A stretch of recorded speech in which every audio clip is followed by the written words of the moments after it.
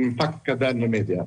Të priull flitet që katët e para të apartamenteve që janë shemur në atë kohë, në tërmjeti, nuk i marrin më banorët, ato që i kanë pasur pronë.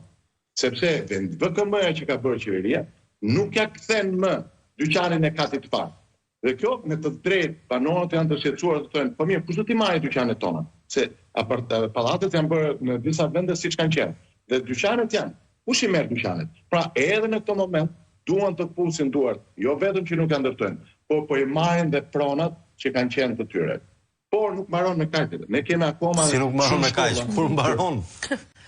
Nuk mbaron me kaq, mëse është për të vënë duart në kokë, një qeveri që vetëm po duart tek pasurit, ke parat, por nuk mjaftohet me parat, do të marrë dhe prona dhe me radhë. Sot kemi disa shkolla që nuk kanë përfunduar.